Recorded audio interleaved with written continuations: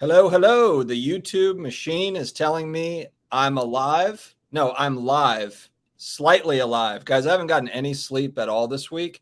My dog woke me up at 3:52 a.m. this morning, barking at nothing. So I took it out to, anyway, it's been a long week. So I'm struggling. But we've got Wednesday off-centered as always. I'm excited for the show. I get to catch up with my buddy Brad. Actually, I haven't talked to him over the last few days, so this is going to be a good kind of catch up, see what's going on in his world. We'll talk about some stuff going on in sports and cards, etc.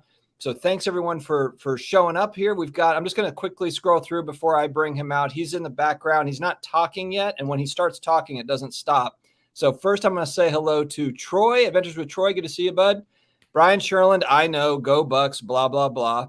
Ryan, good to see you, man. Good to see you. Stephen Ryan, good evening. Chris C., Hardwood Finishes and Tips. Thank you for showing up. David Hunter, pretty much running Brad's newsletter these days with content, so thank you very much for keeping him alive on the newsletter front. Talatiga, good to see you. Brett, Michael Ham, the Drip Collector. Let's go. All right, I'm going to bring Brad out. Let me make sure I don't accidentally remove him from the stream altogether. Okay, there he is. Are you telling me I have to carry the show again, Dustin? I'm just happy. How come you're not you don't have the skinny camera thing? Did you fix your laptop? Oh, well, I mean, remember last time when you came on with me on my station, this camera, I got to give MacBook Air credit. This is the built-in camera on here. And the only reason I don't have the other professional camera is because this little USB-C that these MacBooks have, there are two little USB-C ports, but both my camera and my mic would have to go through one of those little conversions, USB to USB-C, and they don't fit next to each other. So they didn't add enough room between the ports. So at least the camera on here works well. It's still better than whatever iPhone 2 you got going on over there. I've got the original Apple II from 1988. I'm running off of, or and it's still in the PSA case. It's still shooting you through the PSA case. I think most importantly, did you charge your camera so that it doesn't go off and then all the lines on your face show up? Yeah. I go from the after picture to the before. It's like, holy God. Okay. Oh, man. All right, man. Well, yeah, tell me something good. You're in LA. You're in one of the most exciting places on the planet. You're sacrificing, you're living in a smaller place to live in the big city. You're sacrificing. So tell me a cool story. What happened? What's new? What happened this week? Okay. Well, I just told you this right before, so you basically set it up for this.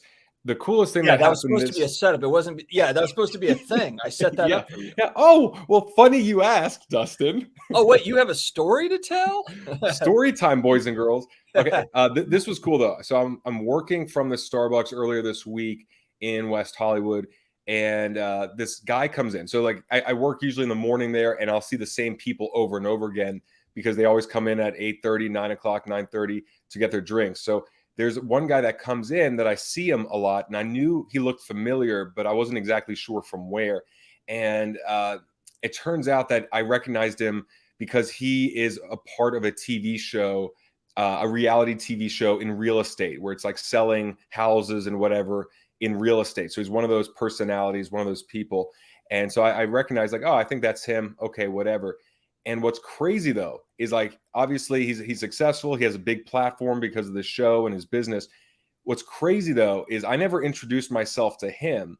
He came up to me a couple days ago and asked me if I had a YouTube channel on Sportcards. And then he sat down and we started talking.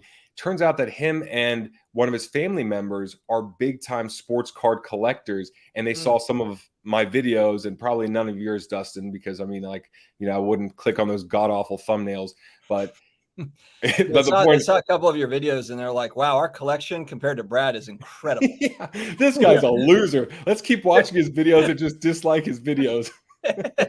You figured out where all your dislikes are coming from. It's these LA celebrities. Yeah, there we go. But it was cool because we chatted, and then we chatted earlier today. He came in again, and we're talking a lot about he's in the higher end, like the very low pop cards. And so it's a different market altogether. And we'll talk about that Jordan sale as well, because I think there's this cutoff between a lot of the modern, a lot of the $500 and $1,000 and $2,000 cards, and then these $1 million cards where it's just a different category of even interpreting what it is. You know, it's not a gamble. It's now a piece of art or an investment where you could really look at it in a different light. But that was my cool story. We chatted, and we're going to chat some more. And I think the cool thing about it is that there might be a lot more people that we know of when we watch TV or we listen to music or we watch sports that actually do collect right now that just have not publicly said it. Because even he said, you know, I've been offered to talk about my card collection and whatnot on certain platforms, and I don't feel like talking about it just yet. Maybe one day I will in the future. But to me, I'm like, damn, that's cool. If you're out there with this huge collection and loving cards and talking about the details of it and pop reports and like not just, oh, I saw a cool card, you know, I heard about it on Joe Rogan or I heard about it from Gary Vee, but going into the details, how many other people out there that we know of are in that same category? Yeah. Yeah, no, that's a really good point. And I think that you're right. I mean, it's like there's all the card people, the Instagrammers that are big card people that are well known for having big cards. But imagine how many, people are out there like what you're talking about that just don't care to share it. Or, a lot of the private sales where they don't necessarily need everybody to know they spent $2 million on a card. They're anonymous or whatever. They're just like, it doesn't benefit. Yeah. Well, also, if they're big in something else, it might just not benefit them to even mention it because maybe they paid cash. Maybe they don't want to report it. They don't want people to know that they have it when they let go of it. They're big in some other arena where just it would deter or it would hurt them, or at least wouldn't help for other people to know that they're even in cards or owning these. Yeah, it's actually a good point. I wonder if there's some people that are like just doing some really high-end investments where they're actually afraid of like their buddies calling them up or like the public knowing like, well, why did he buy a $2 million card when he could have bought this real, like if it's a real estate person, let's just say, it's like, why didn't he buy real estate or she buy real estate instead of buying a Mickey Mantle card or whatever, or, I mean, people care about what other people think. Some do, some don't, but some do. So. And the other thought I had, there's some really good comments in there, Cards and Comics. I saw a couple from Troy as well. There are a couple. Yeah, exactly. Cards and Comics. Maybe it is IRS because it's like, hey, you sell that, or they already have a target on their back. You don't want to bring more attention to it. The other thought is maybe they're building their collection now, and they don't want people to know what they have because they're still building it. They're like, I don't want more people to run out and put money towards this until I have everything I want. So, why would you tell people, hey, I'm buying this, and then all of a sudden the price tag just doubles? One thing I'll say to this, I'm sure Cards and Comics probably knows this too. We've talked about it, is next year the $600 threshold starts where all the reporting is, $600 and up. And then also the IRS has access to bank accounts in the United States. I don't know if not everybody that watches this is in the United States. So everybody's going to be paying a lot more attention to that sort of stuff, I think, moving forward, just based on kind of the new rules that are going into place as far as reporting and everything goes. Obviously, it's stuff you're paying taxes on anyway, but the reporting is going to be different, and the government's going to have access to bank accounts, which is different. That's not, that's hasn't always been quite like that. Yeah. And DR, that's how every story winds up at 609 or 909. That's how every story is going to go. Where is it? 609 or 909 your time. How funny that Brad tells a story ends up being about Brad. I know. Are there any other good stories? Yeah, I was like, wait, there's got to be more to this. Oh no, it's just you. Okay, perfect. There's a good question coming back here. It was about your sealed wax. Let me just hold on. I think Carlos might have asked it. Yeah, Brad. Authenticating? Actually, yeah. And this was kind of interesting because this is actually my hesitation with sealed VHS and also with sealed video games, although sealed video games have kind of already taken off to a point where it's like, I'm out. But VHS, I've been looking into VHS and it concerns me as well. Just like the resealing. I'm not really sure, how easy it is to do that. And so, what are your thoughts on resealing as far as wax goes? And does it matter a whole lot if it's like, if it's unopened, for sure? I mean, how does it? I mean, Well, look, I like, know that it matters if someone got in and messed around with the packs and opened the packs, but if the packs have not been touched or opened or whatever, what are I your mean, thoughts? well, okay. So for one, Chris C at 909 says they authenticate. So I'm going to hope that that's accurate. So if someone else knows, please reconfirm that. Other thing too is if there was sealed wax and it was all the packs were there, but the plastic wasn't on, I would still assume it was messed with, and I'd be only paying the price of assuming that all the good packs were gone. Like I Okay, would yeah. have to assume the worst if the plastic's off. It's like you can't. It's like if you want to buy a house and they're not going to let you in for an inspection. Okay, great. I'm assuming the roof needs replacing, the plumbing needs replacing, electrical Right. needs replaced. Like I got to assume the worst in order to feel comfortable with the price.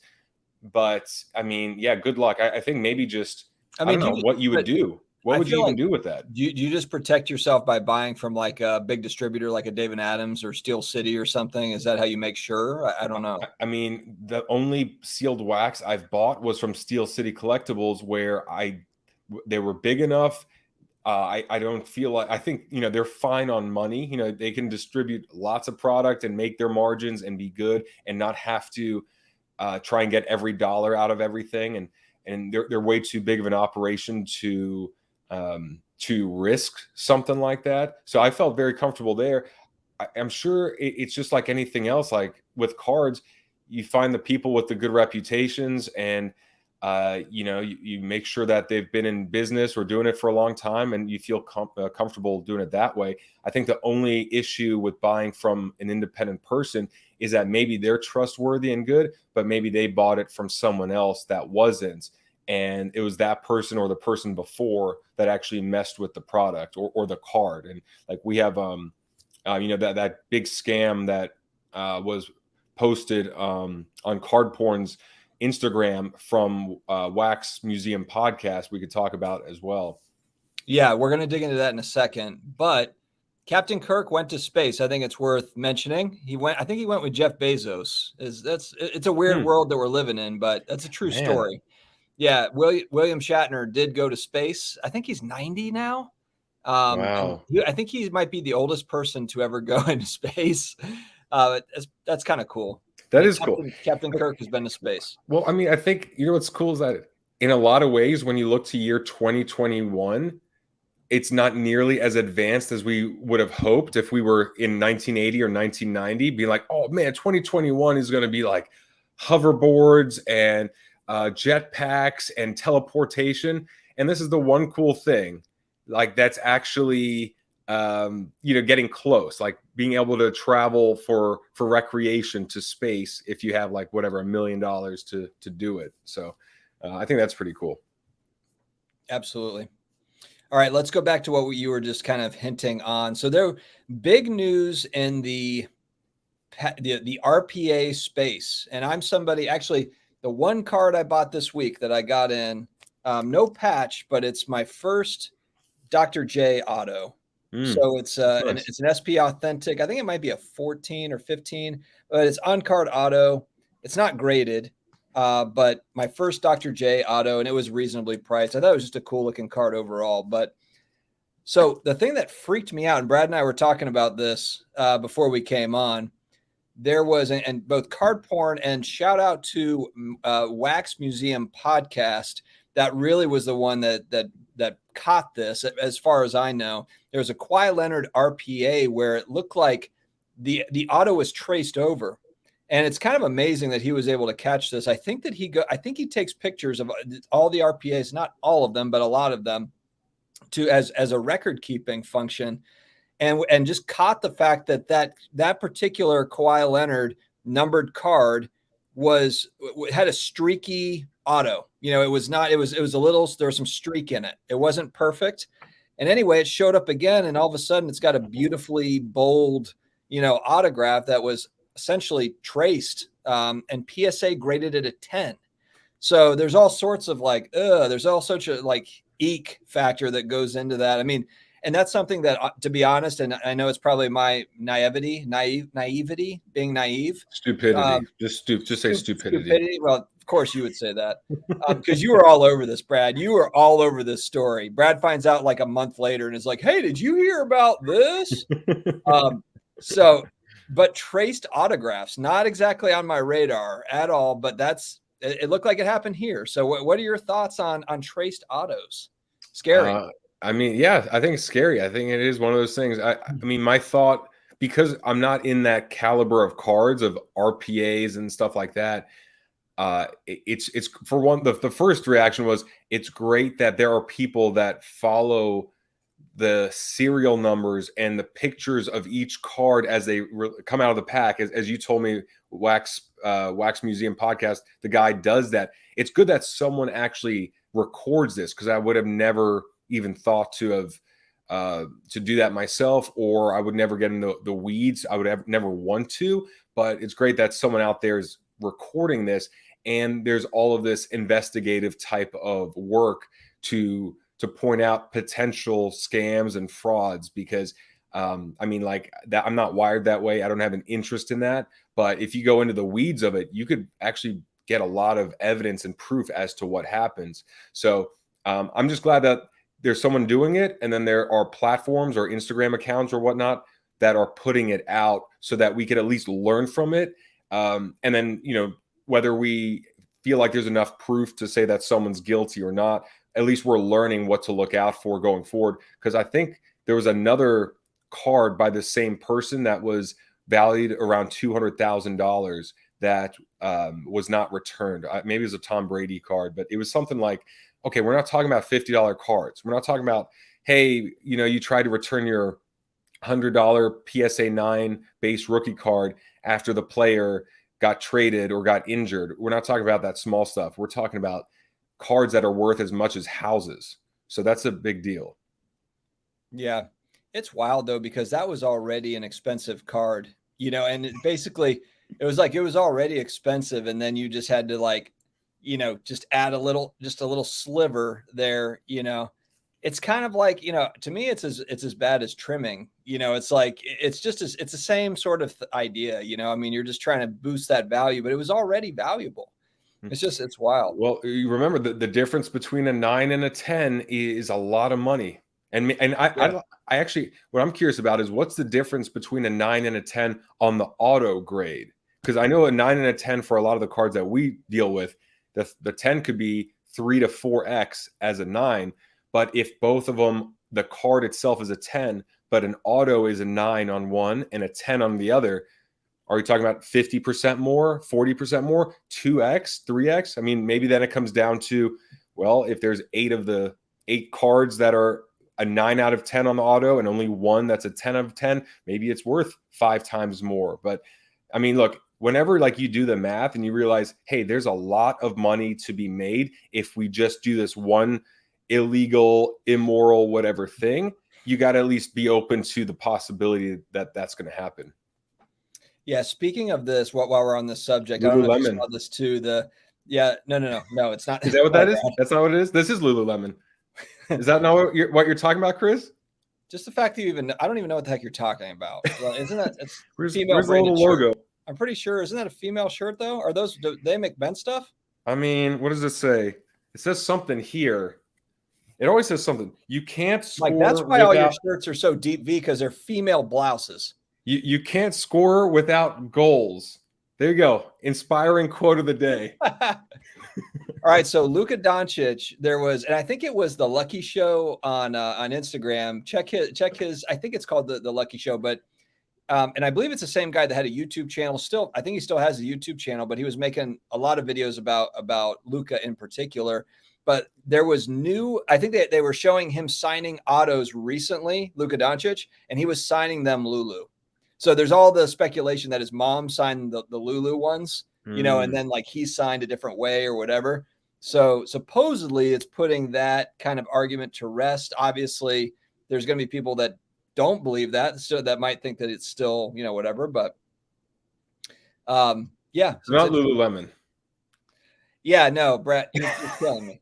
Okay. That's a good one. That's good to know. quick question about comic books. Yeah, and this is interesting, Dave. You're right. So different rules in the comic book world to where it's more, it's okay. Now, I think there's some collectors that are not crazy about the pressing, cleaning, the restoration in comics, but it's fairly common practice to get your comic book pressed, cleaned so that it grades better. Whereas in the card world, you just don't do that. You can't do that. Well, you clean your cards. You can clean your cards. I think Yeah, I guess it's like wiping dust off of it and stuff. But in comics, you wouldn't fill in part of the cover if it's frayed. If it's like, you wouldn't add a staple, or you wouldn't like put some hidden glue somewhere, right? I mean, that's the part where I think there'd be an issue. Right. And actually for a comic book, yeah, if you color in the title or something, it should come back restored if they don't, I mean, if they catch it. And typically they do. I think they go over it with, with lighting and whatever and look for irregularities in the paint and stuff. So yeah, you're right. It's exactly the same. I was right, you were wrong. Yeah, you don't know anything about comic books, so you're killing I just know the premise of cleaning both are fine, but restoring or altering both sound bad. No, it's not. It's different. Pressing and cleaning for comic books is different than what we would see in cards. But it's the equivalent of like cleaning cards would be the equivalent, like process. I think it'd be like pressing out a print line. Like if you had like a print line on a card or a dimple, like a Pat Mahomes prism dimple, like if you're able to like press it out, or like one of those dent removers that they use on the cars. Yeah. I mean, all right, seriously though. I've taken all my cards to the auto body shop to get all the dimples out. Would that be bad if there's like a dimple in the card, you're able to like undimple it? I mean... So Troy, they grade the whole comic, like page by page, make sure it's not missing any pages. That's what I understand anyway. It's the whole book. Yeah. So don't do anything creepy with the Wonder Woman comics. Yeah, I saw your episode on this, Cards and Comics, about the 48 Leafs. And I think also Breakout Cards had something about this too, to where there's certain, I don't think they're all trimmed, but you're right. There is something there is something about that set where a lot of them were trimmed. And that's I did see Jackie Robinson set. I did see a comment real quick at 9:17 your time from Hobby Champs. Let Brad know that PSA is closing subs until they finish their backlog. Is that true, as in all submissions, or is that just something that you've heard or need verification on? Because I haven't heard anything like that. Yeah, I haven't heard that either. I thought they were actually going to be opening more. Okay, and then there's another comment. Yeah, we'll have to see. If you know anything about that, please let us know. Cards and Comic at 918. Does Dustin really need his branding in his name tag? And the answer is yes, he really does. He really, because no one knows who he is without the branding. I'm really concerned about the asbestos on your ceiling. let me just change the subject. I'm worried about the Bucks flag and the asbestos in that apartment. All right. Hey, Tom Brady, 15 touchdowns, 2 interceptions. And if you look at those two picks, one was a Hail Mary at the end of the half, which doesn't really count because you just throw it up there, hope for the best, but there's no real downside. And the other was right off of Leonard Fournette's hands, and then it went to a defender. Bucks, despite of being beat up in their secondary, they're looking pretty good. Yeah, Brett actually pretty much nailed this. Yeah, the werewolf needs to trim. I mean, sure. I would say that's arguable because I'm doing a lot of trimming. A lot of trimming because you're only seeing this, but there's a lot more. There's a lot more that the camera can't catch. Part of why Brad lives in LA is because they have these like salons where you can go in and it just like you walk into like this pod and it just eliminates all the hair on your body. Tan. Oh, you strip it away. Oh, it's great. Like, give me the works. We have more of those than Starbucks. It's just every corner. Oh, you want to get this waxed off? You want to get this tan? You want to get some Botox? It's great. On the comic book front, so a big one on the Marvel side is Stan Lee autographed comic books, and they're always in like the autographs are in the yellow CGC labels. The thing is, though, Stan Lee signed a ton of stuff. So it's like, yes, maybe it can add some value, but it just depends on the book. It depends on a lot. I would say like the actual book and the grade of the book matters a lot more than the auto. Typically, there's certain autos that matter, but like Stan Lee's the GOAT, of comic books, really, especially in the Marvel world. But he just signed a zillion things. Okay, I did see that Hobby Champs was just joking. See, that's the thing with comments and text. You never know the tonality behind it. So I was actually like, hey, maybe this is legit. But okay. Yeah. I get my news from Dustin, except I don't have the patience to watch 3 videos a day. So I just have to ask him in the 5 minutes before we actually go on live. Another thing too, I don't know if you want to touch on this, but big news this week as well was John Gruden. And as a Bucks fan, it was a bit interesting. It was a bit weird. Oh yeah, that's a good point. He's not in the Ring of Honor or the Honor Bucks Honor something, the Hall I of don't Fame. know. I don't know if he is, but if They took him out.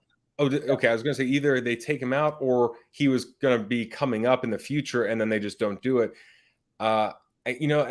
It's like I really liked him as a personality, as a commentator. I was like, oh, I like him on ESPN. I don't even want him coaching. And as a Bucks fan, he's tied to the first Super Bowl. So there is like a place in my heart for the Buccaneer side. And then when the news dropped, I was hoping that it wasn't as bad as it sounded. And I was hoping it was one of those things where it's like, you know what, back then, it's more of like it could be taken the wrong way, but people are overly sensitive and cancel culture and whatnot. And then when I saw ESPN and I saw Stephen A have his take on it, he had the same thing. He was pretty much like, one email from 10 years ago, whatever. But when you look at it over time and you get more evidence and you get more context and all that, you realize like character is revealed over time. If you run a red light, it doesn't mean you're a bad driver, because that could have been your only red light you've ever run, or in the last 5 years. Besides that, you're perfect. But if people see that moment, they assume you're a bad driver. And I was hoping that would be the case. But so to me, it was just really disappointing because, I'm a Bucks fan. And so part of me was like wanting him to be innocent, like completely innocent with all that. But it sounded like that's the right move. And it wasn't really a cancel culture thing as much as, okay, legit, that's wrong. And we can't have that. But I haven't seen all the comments. So I haven't read it. So I'm waiting to hear more about. I've seen a mixed bag of stuff. Like Tim Brown, wide receiver for the Raiders, he came out in support of John Gruden.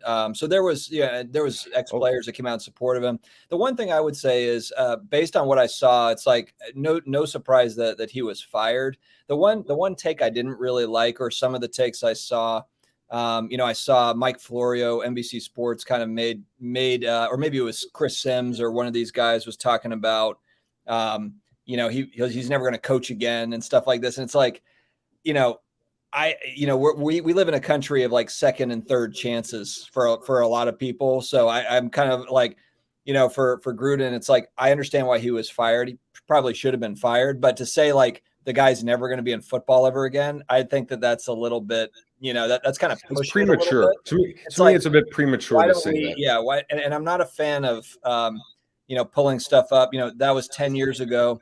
But you've got stuff that comes out that's 20, 30 years ago, and it's like, I'm not a huge fan of the no second chances from a comment from 25 years ago. I'm not a fan. I mean, like as a kid, I mean, obviously, like, and that was the other good point. And there were some good points here. The one person that definitely did not defend him was Keyshawn Johnson, who called him a fraud and all this. Yeah. At the same time, I remember when Keyshawn was playing, and I'm like, this guy has the biggest ego in the world.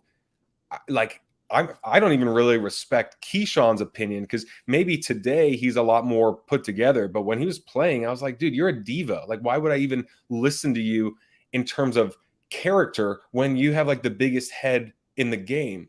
So I'm totally on the same page with you there, because the other thing too is like to dig up who someone is from 10 years ago. And like, I would be screwed because when I was 18, I was doing dumb things, right? When I was 18, when I was in high school. And the other part of that context is he, part of his statement, not that it makes it any better, because it does not, but he was talking about during that time they were going through the lockout, and he was frustrated because the players and the coaches wanted to be on the field doing their thing, and ownership and every, kind of the entities were stopping that from happening. There was all the arguing going back and forth.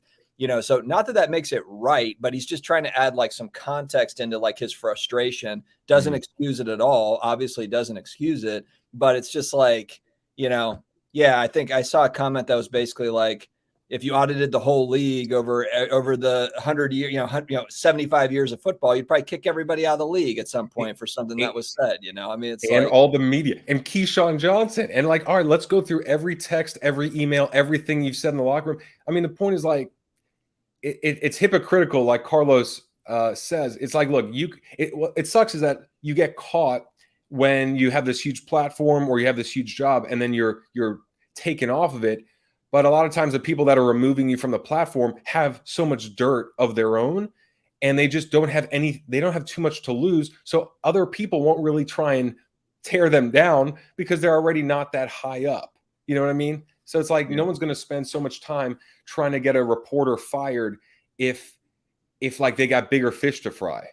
So, I mean, I think it's a delicate balance of like, who is the person now and what are they doing now and what are they about? I mean, dude, Michael Vick got a second chance. Michael Vick did, horrible things with dogs. And some people see that way worse than what Gruden said or, via text or email.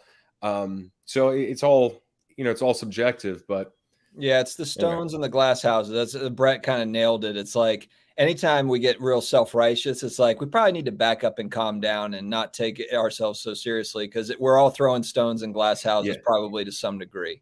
Yeah, and if we're all caught for all the stuff we did, it would be a lot different of a story. But we're like casting the stone and hoping that we never get caught on that one drunk call or that one rant we went on when we were highly emotional and all that kind of stuff. But anyway, we could change topics now.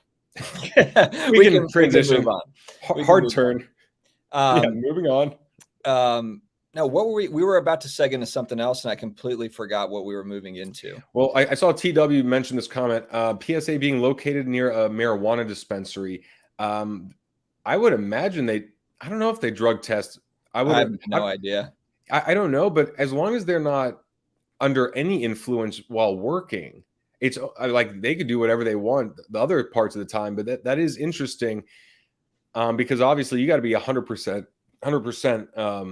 dialed in on this kind of stuff. Right.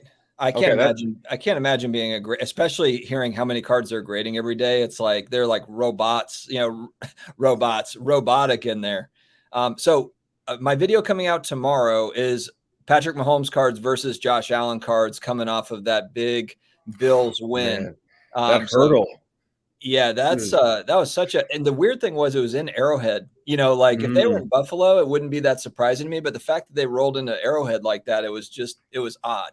They were confident. And man, Josh Allen, I didn't get to see him play too much just because I'm watching the NFC and following my team. But man, when I saw him play, I was like, man, this guy, he can run, he can lead. I think what's cool is that the way he was running and taking charge, I was like, this guy's a leader by example, not just like a vocal leader. This guy knows how to rally his troops around him.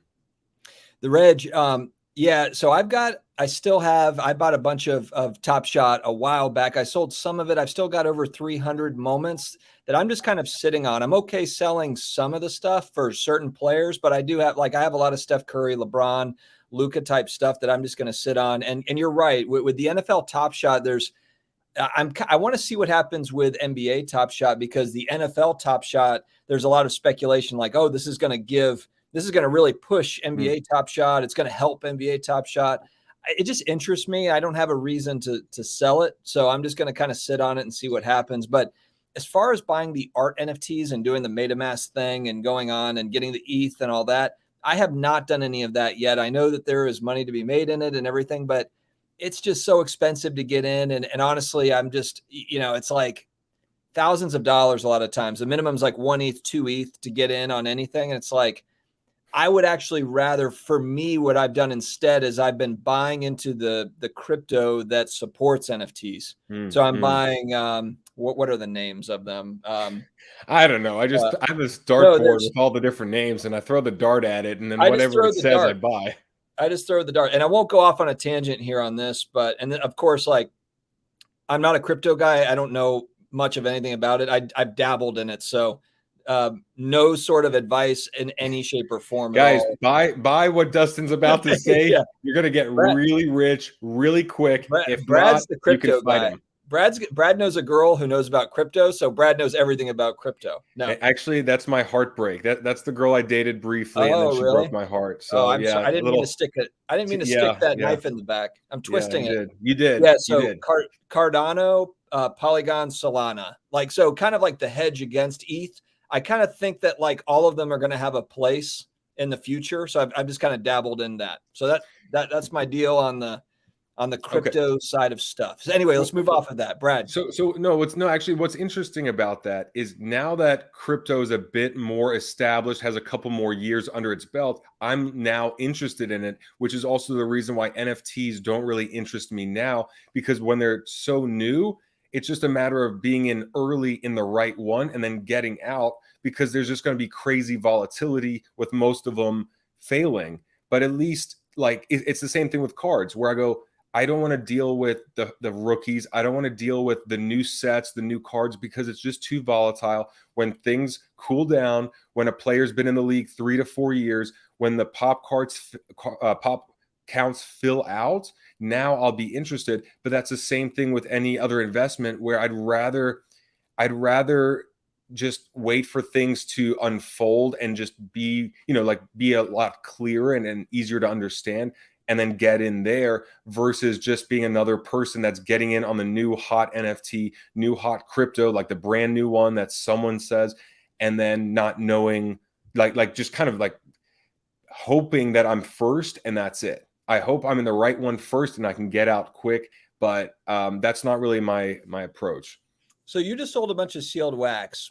Are you buying more cards? Are you like, what's your, like, where are you at with buying right now? Or are you still just in sell mode? So here's the interesting thing is I'm waiting on this pretty hefty investment that I made in the stock markets in early 2020 through my ex-girlfriend. I'm waiting for that money to come back, which I'm hoping. Well, what's What crazy? could go wrong? You're waiting for Dude. money from your ex-girlfriend. Jesus. Well, we were together at the time, so I mean, this has been like a little bit of like behind the scenes, but this was a lot of my life savings. This was March 2020 when the stock market crashed, and I told her, I said, hey, I think this is a good time to get in. We invested in some companies.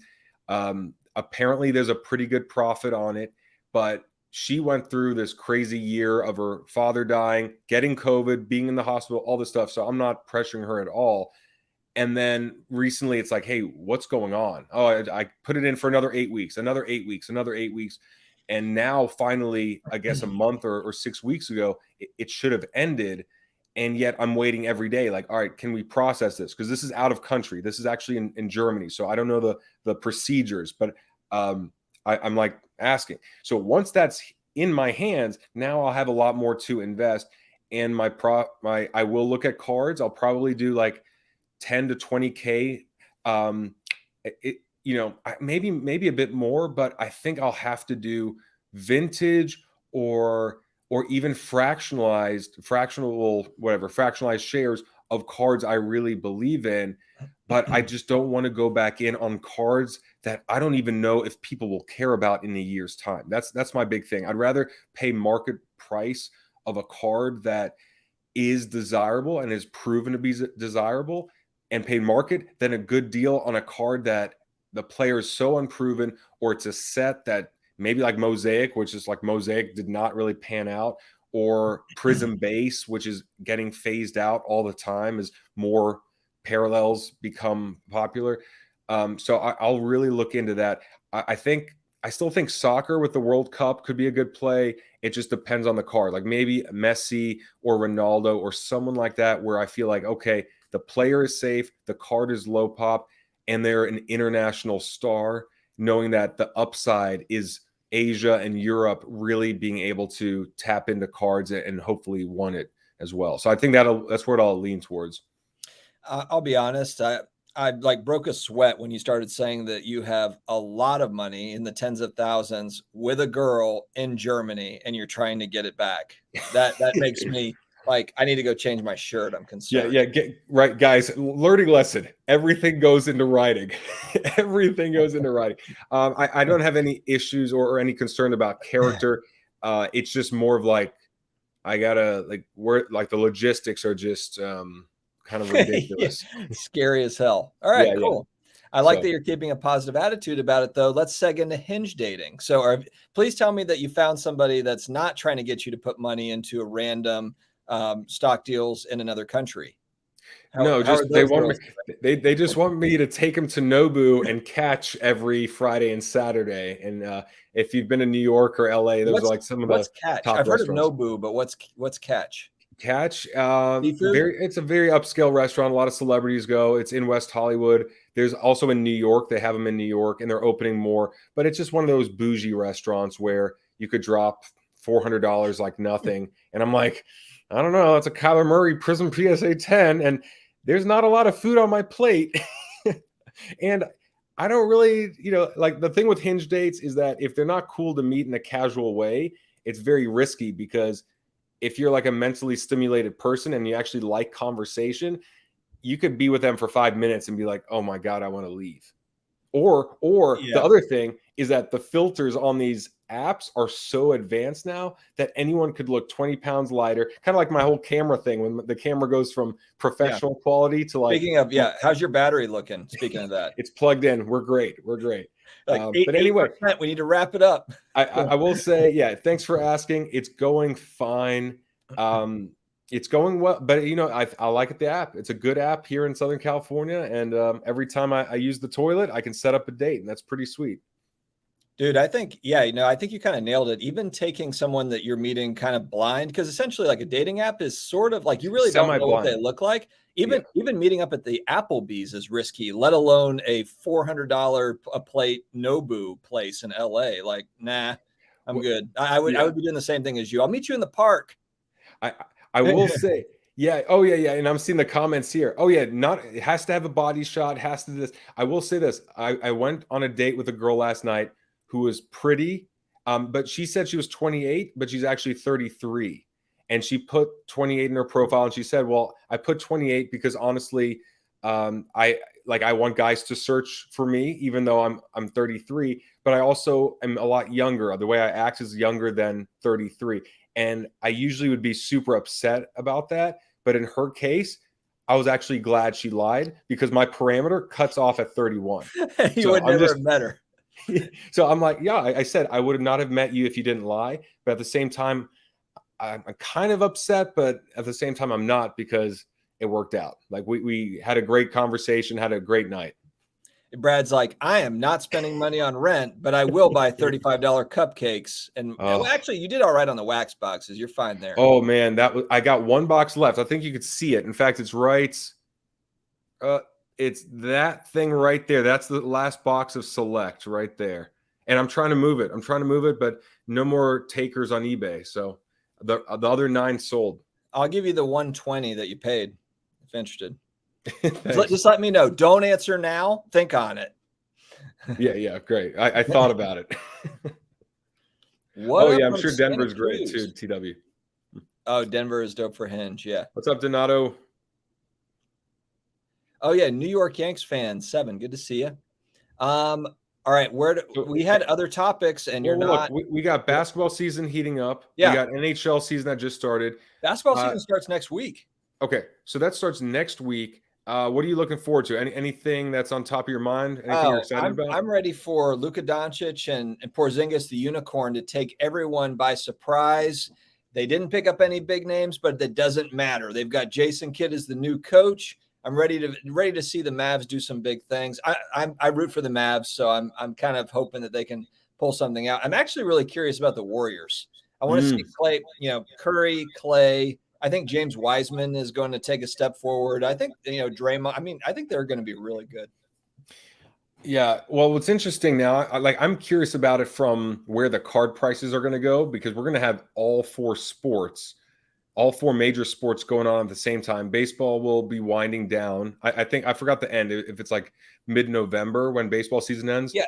But any bold predictions for basketball season? I mean, because part of me feels like one of these big stars is going to just drop off. And I know it's like blasphemy, but LeBron, KD, one of these guys is just going to I think the one like Kyrie Irving. I don't even know if Kyrie Irving's going to ever play basketball again because there's always like something wrong that he can't. He's not going to he's not going to play for this or that or whatever reason.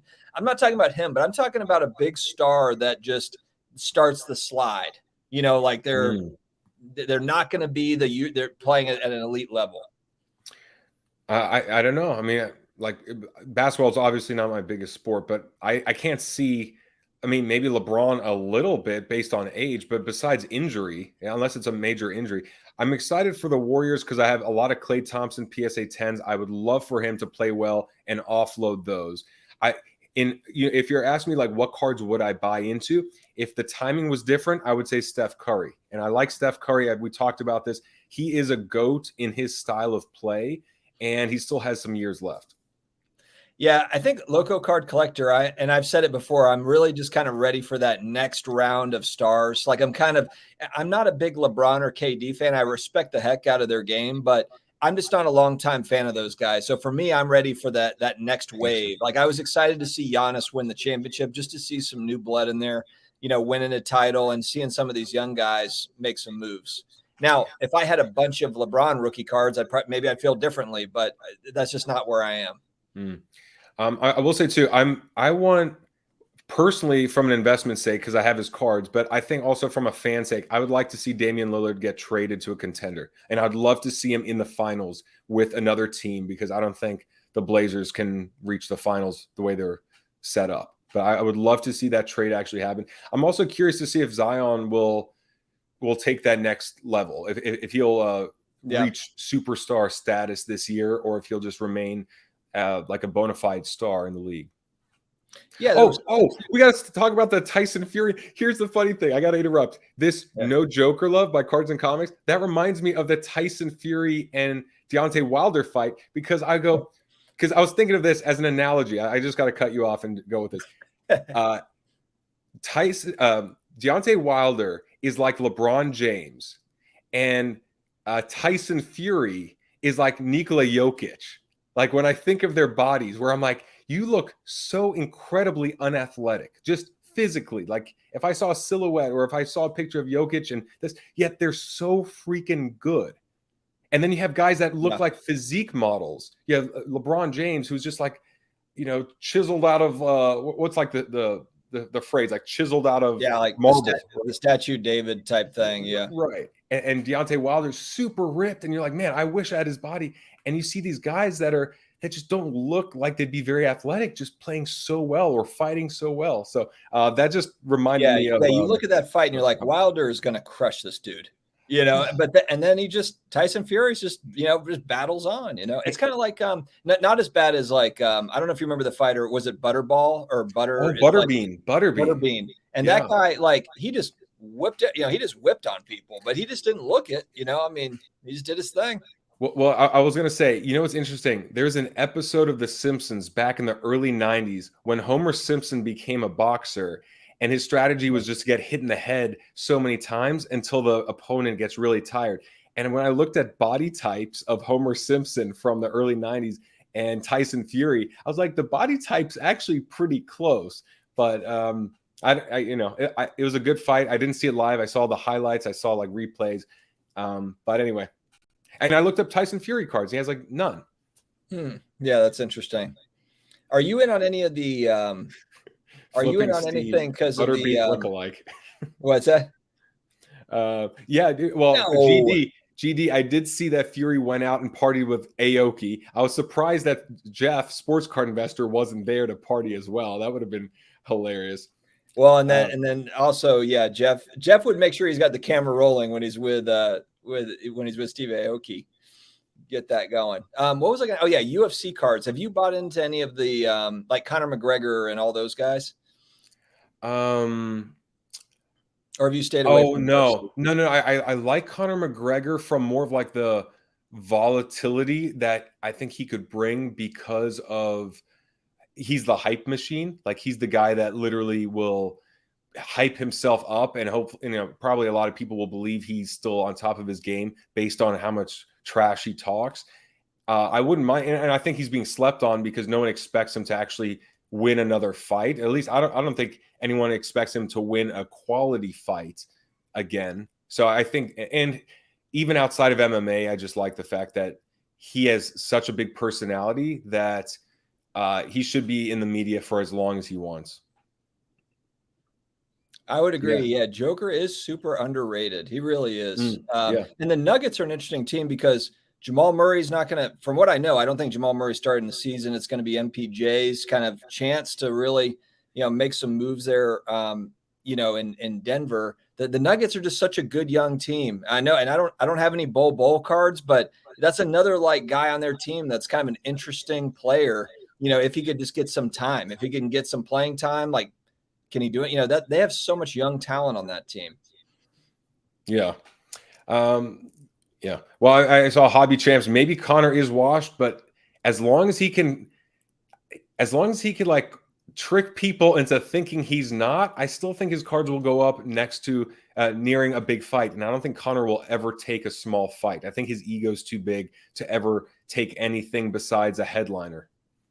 This is a good one, too. Iconic trading cards. Donovan Mitchell, can he get over the hump? Because the Jazz were really the team to beat last year, and then they just kind of fizzled in the playoffs. But no one's talking about the Jazz. They're just kind of forgotten because they didn't really make any moves in the playoffs, but they are very talented, obviously. Mm-hmm. Brad doesn't know anything about vintage, doesn't collect them, but I've got a lot of ones that I like. 1952 Bowman is my favorite. Yeah. I just said a random year, and I knew Bowman was around for a long time, so I really don't know what that looks like. I like the 55 Bowman. They're kind of like on my wish list. There's a Willie Mays 55 Bowman baseball, which it's got like a TV in the background, but like the old school TV. The wood panels, cool. Right? Like the wood panel, exactly. Yeah. That's kind of an interesting design. And then 61 Fleer basketball is also one. I don't own any 61 Fleer basketball yet, but that is a set that I just like the design of those cards. Russell Westbrook, he hasn't looked great in preseason, but I don't know if that's just like rust. You're shaking off the rust, getting ready for the regular season. I doubt he's going all out, with the full season in front of him. Who do you have for winning it all? And I actually want to look at Vegas's odds just because I haven't done that yet. I have no idea. There's so many talented teams. Check it out.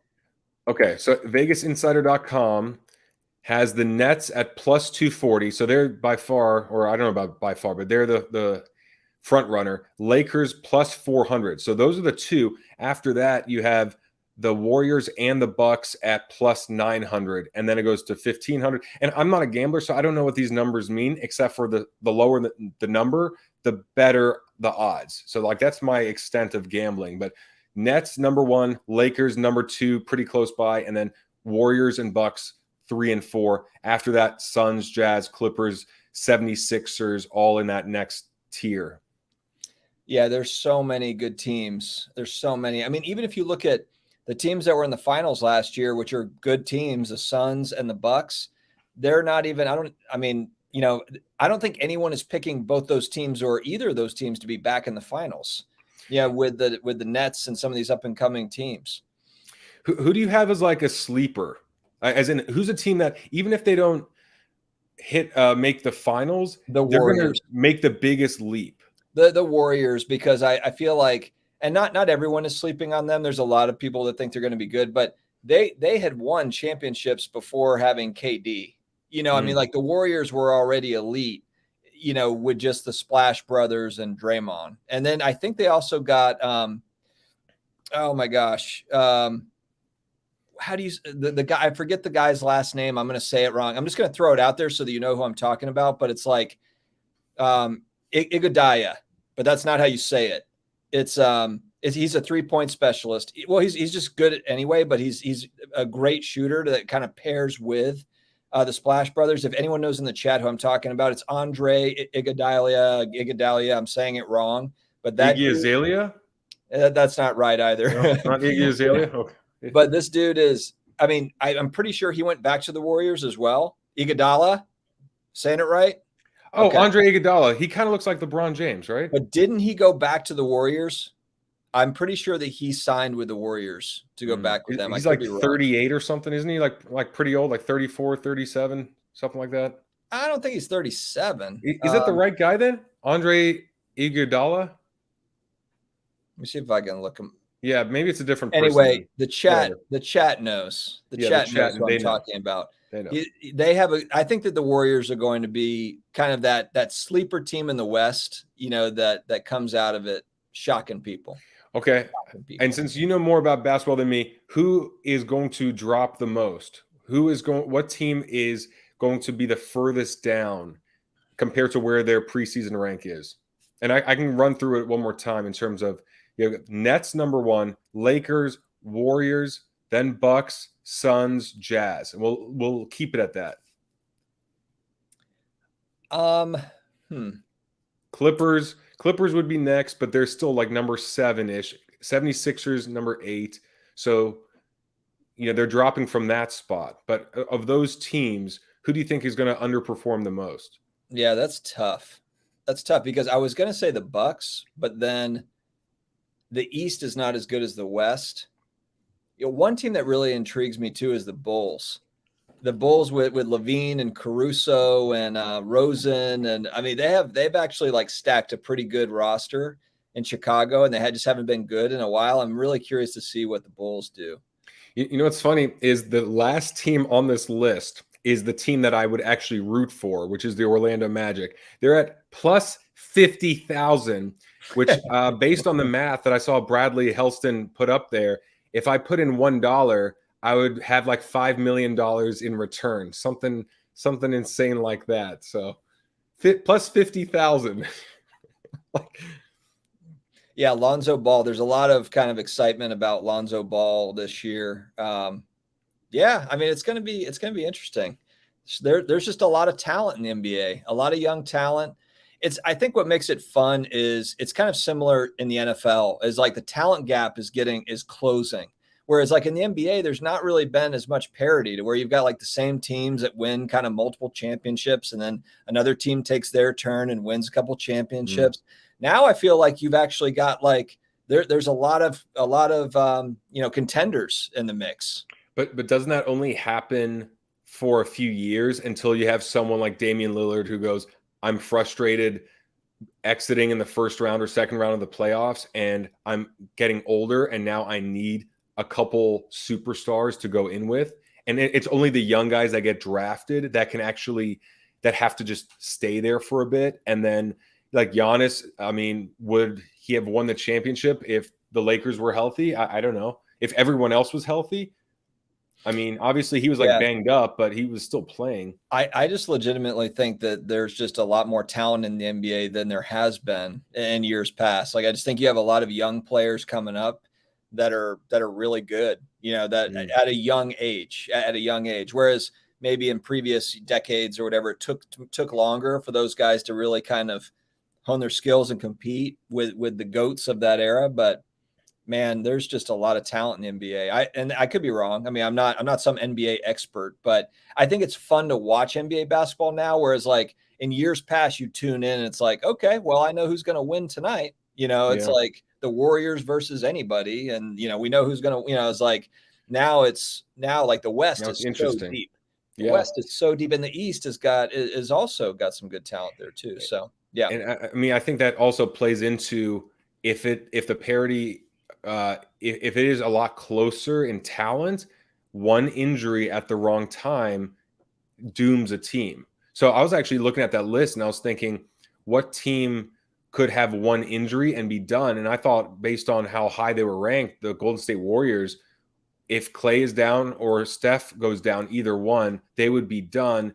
Would another team like the Nets or Lakers, I mean, I guess the Bucks, the same thing. If Giannis goes down, it's just they're done. They're not going to compete for a championship if Giannis isn't playing.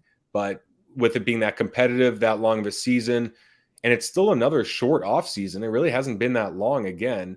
So, is that something where it's like, all right, are we going to have a battle of who is healthiest at the end versus necessarily who's the best?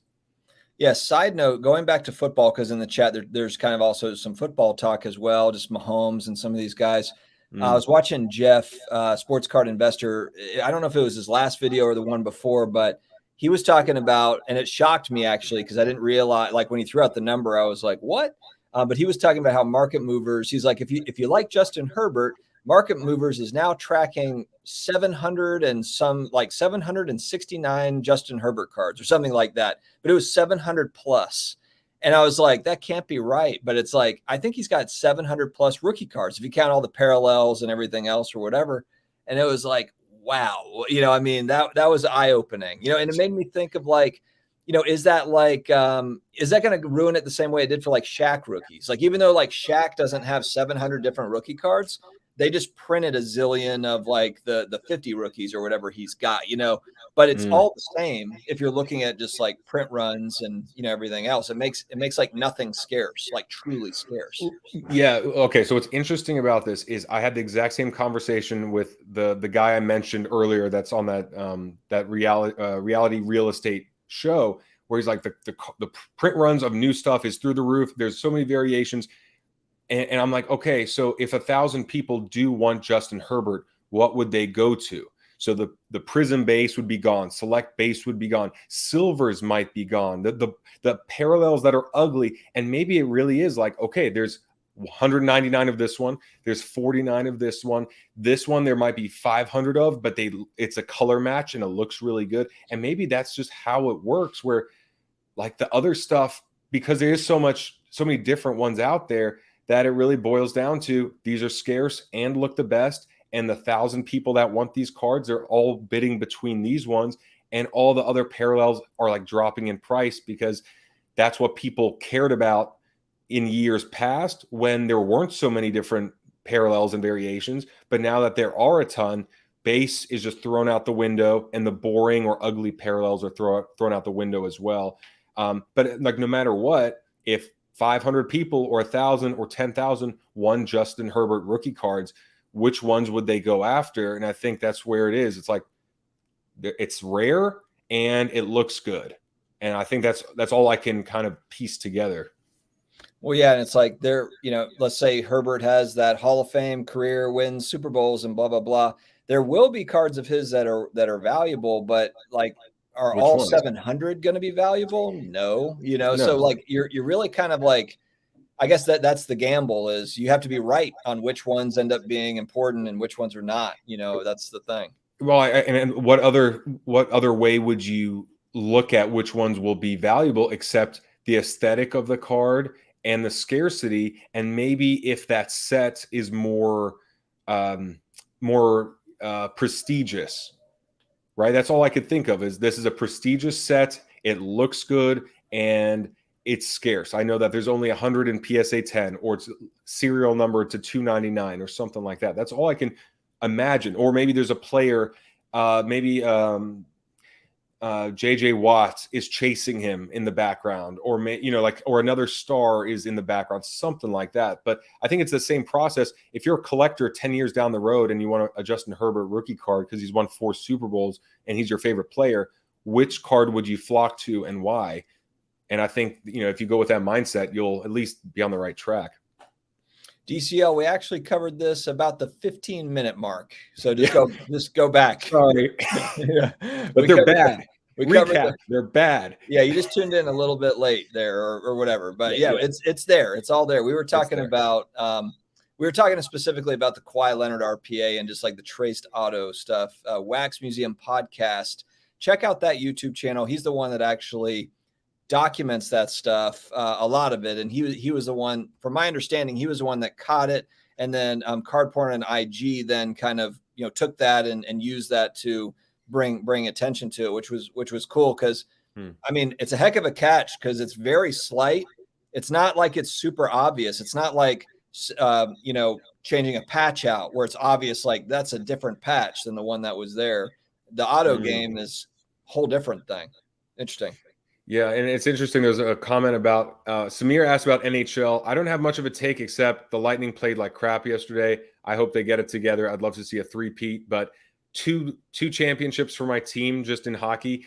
I'm good. Like I don't even need to tune in too much because like I can't ask for more. I'd be greedy to ask for a third championship. I'd rather watch football until football season's over than watch a bit of hockey and stay up to date with basketball.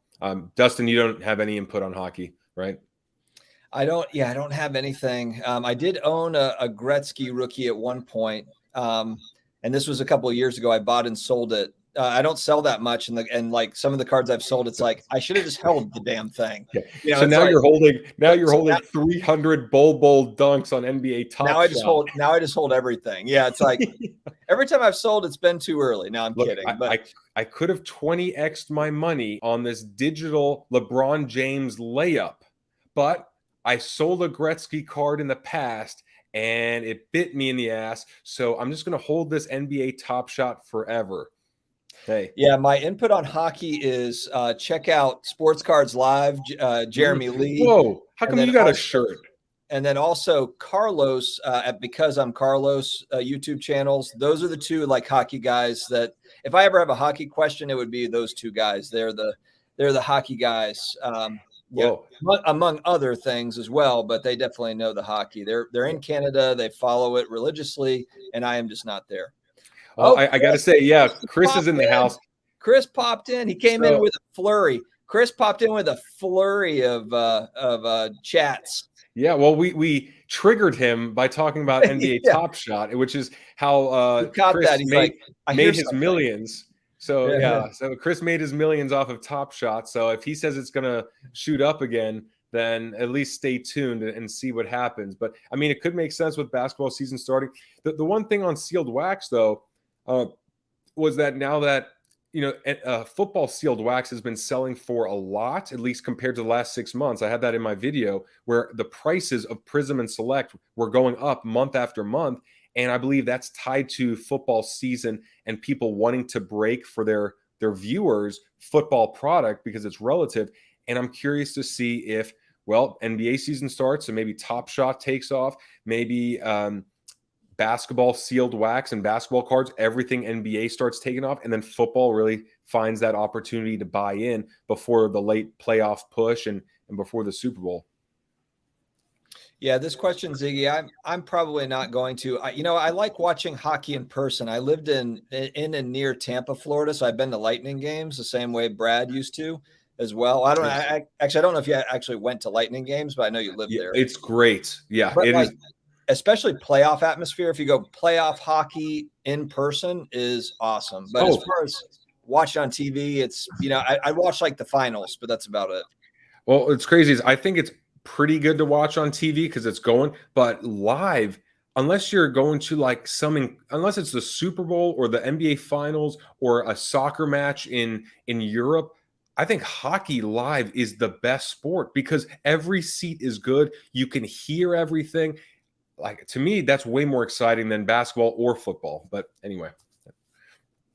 How can Top Shot NFT if it can't be placed into your wallet? And Hobby Champs, unfortunately, I am not a NFT logistics guy. And maybe Ziggy can answer this for you. He's deeper into the NFT game than me.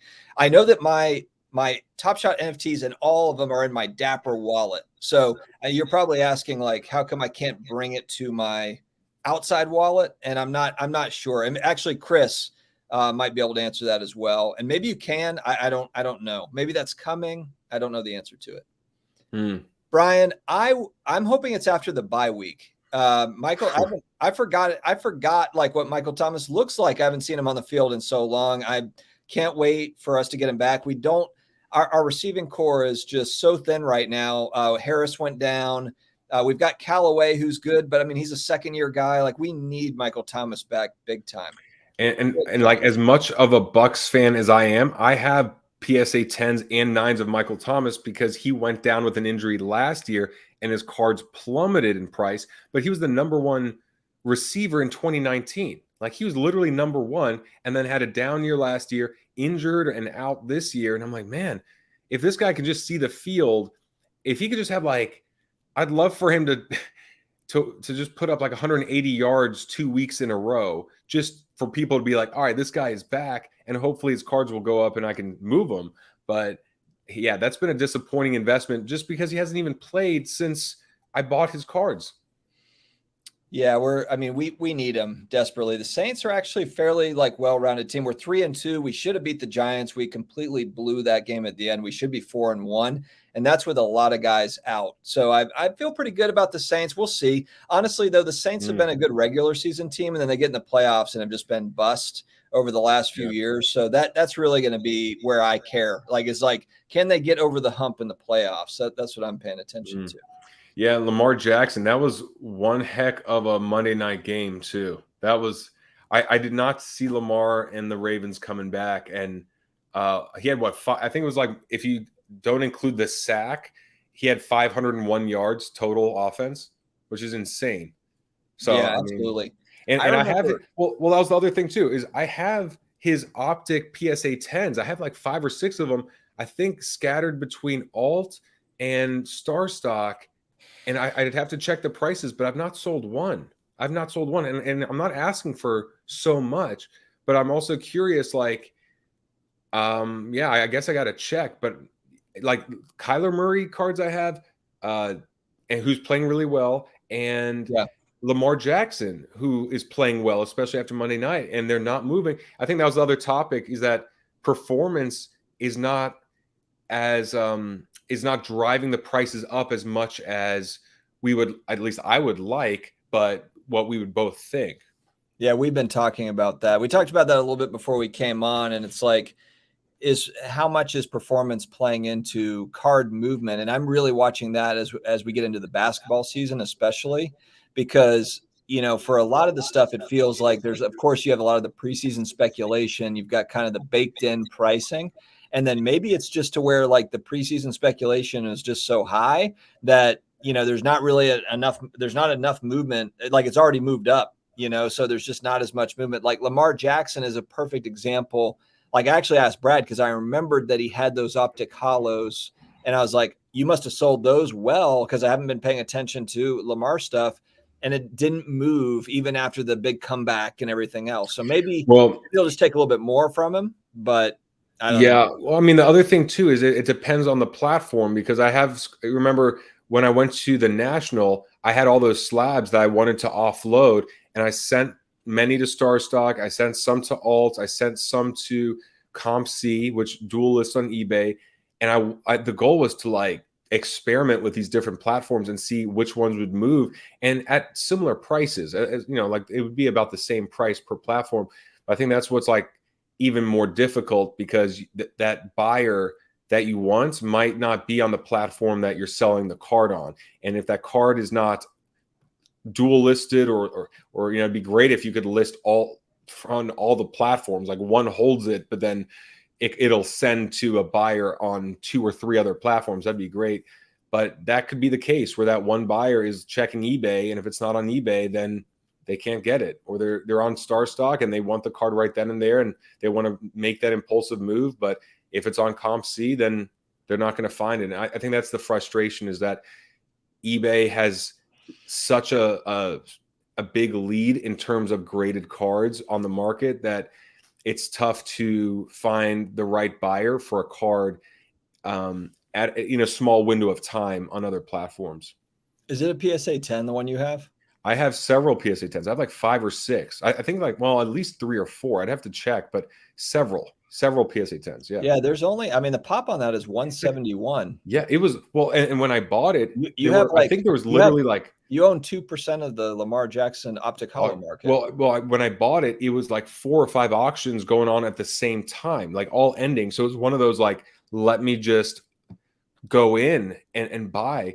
And I knew that it was a rare card, and it's a good looking card. I like the optic hollow for Lamar, and I don't think I have any on hand right now. I need to check my inventory on these platforms, but it looks like there was a sale yesterday, maybe at $900, which is higher. I mean, if we go back like before that game, it was in like this. There was sales in like the 750, 800 range. So there was a little bit of movement. And that card was over $2,000 last year at the bubble. Yeah. So I bought those cards for I think $690. Yeah, I think $690 to $740, thinking like this card hit over 2,000, and Lamar didn't even have a great year. Like, there's no way it's going to be under 1,200, 1,300 if he plays well. And obviously, it hasn't materialized that way, but that makes sense. That's why it hasn't sold, because I want to make more than $100 on a card that's only 180 of or whatever, on a player that just threw and ran for 500 yards. And, but anyway, that's how it is right now. Okay. All right, guys, we're at an hour 15. I can only listen to Brad for so long before I get like a really bad headache. Yeah. So we're going to start wrapping up. I'm really glad to see some of you guys in the chat. Haven't talked to Ziggy in a bit. Chris, Vegas Fines, always good to see you. Michael Ham, Troy, as always. Thank you so much, guys. Chris C, I see just a lot of people that, it's fun to see you guys every week. I've been just wild busy to where I haven't been able to do premieres to be able to chat with you guys. So the weekly show is where I'm able to do that, which is really, really fun. So Dex Flow, good to see you, buddy. Dex, Iconic Trading Cards, who's been Dex, a regular recently. Yeah, I'm going to add the super chat thing for next time. I've never done the super chat, and I don't do ads on my live streams, but I'll throw that in there, Dex, because I know you've asked me that for like a year, I think, and I haven't put the super chat thing on, so I'll add that just for the heck of it. Mr. New to Town, aka Twatty Lane, Twatty Latte. Yeah, I just saw your comment from 10:15.